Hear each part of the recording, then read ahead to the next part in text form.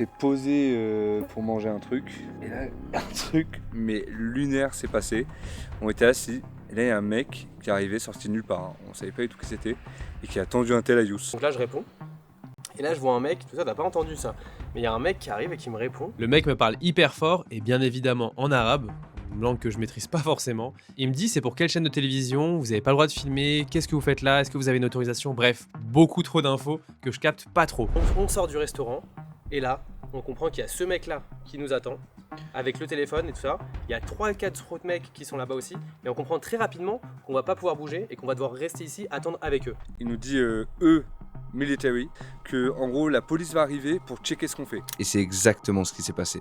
3 hommes, tous en uniforme, sont arrivés juste pour nous. Ils nous serrent la main, etc. On parle, on discute. Et là, ils nous disent, c'est quoi le problème? Et en vrai, c'est flippant. C'est flippant parce que tu sais pas ce qu'ils recherchent, tu sais pas l'attitude qu'ils vont avoir avec toi, tu sais pas s'ils vont fouiller toute ta cam, tout ton matos. On finit par discuter avec eux, ils nous demandent les passeports, ce qu'on fait ici, depuis quand on est arrivé, quand est-ce qu'on repart. Il nous pose 10 000 questions et là vient le moment crucial où il nous demande de sortir notre matos. Sur le coup, t'es pas serein. Ils commencent à regarder chaque rush et en vrai, s'ils avaient pris le temps de tout écouter, on était cuits en fait. Le gendarme il nous a dit maintenant c'est différent.